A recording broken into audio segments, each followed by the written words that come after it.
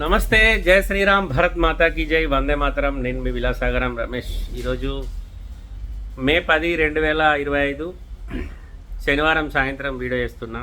ఇక్కడ ఢిల్లీలో ప్రశాంతంగా టీ తాగుతున్నా. చాలామంది మనకు ఢిల్లీకి పాకిస్తాన్ బార్డర్ దగ్గర ఉందని భయపడుతుర్రు. భయపడాల్సిన అవసరం లేదు.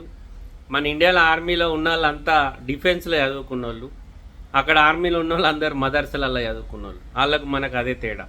మదర్సలో చదివినోనికి డిఫెన్స్ నాలెడ్జ్ ఏముంటుంది, డిఫెన్స్లో చదువుకున్నోనికి డిఫెన్స్ నాలెడ్జ్ ఉంటుంది. ఆర్మీలో ఒక్కొక్క జవాను మనోడు ఒక్కొక్క అణుబాంబు లెక్క. చాలామంది యువతకు రక్తం మరిగిపోతుంది. యువతకు మంచి అవకాశం ఇచ్చింది మన దేశం ఆర్మీలో జాయిన్ అవ్వడానికి.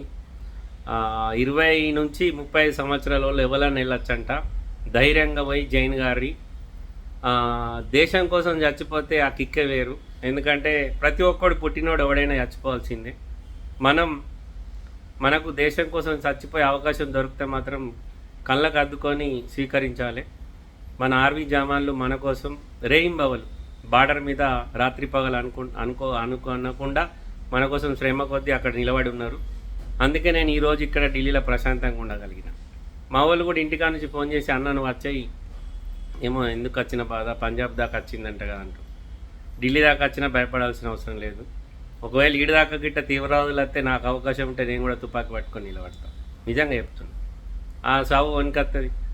మనం ఏదో రోడ్డు మీద ఎక్కడో పిచ్చోని లేక చచ్చిపోతాం, ఊరు మందం తప్ప ఎవరికి తెలియదు. అదే దేశం కోసం చచ్చిపోతే ప్రపంచం అంతా తెలుస్తుంది. అంతకంటే గొప్ప మరణం ఇంకేముంది? ఎప్పుడైనా చచ్చిపోయేటోళ్ళం. ఇప్పుడు జరిగే యుద్ధం మదర్స్లో చదివినోనికున్ను డిఫెన్స్లో చదివేటోళ్ళకు జరుగుతుంది. మదర్సోనికి నాలెడ్జ్ ఉంటుంది. ఎందుకంటే ఆడు మీదికెళ్ళి వచ్చే డ్రోన్ వచ్చి పడుతుందంటే వాళ్ళ డిఫెన్స్ మినిస్టర్ ఏం చెప్తుండంటే, అది మా యొక్క లొకేషన్ వాళ్ళకి తెలుస్తుందని మేము వాటిని పడగొడతలేమని చెప్తుండు.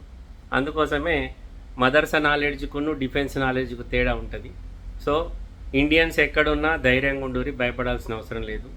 ఇక ఇక్కడ ఉన్న కాలేజీలు స్కూళ్ళు మొత్తం బంద్ చేసారు. పిల్లలందరూ ఎవరి ఇళ్ళకు వాళ్ళు వెళ్ళిపోమని చెప్పారు. నాకు తెలిసి ఇంకొక 2 రోజులు అయితే పాకిస్తాన్ తోక ముడిచి కిందికి పోతుంది.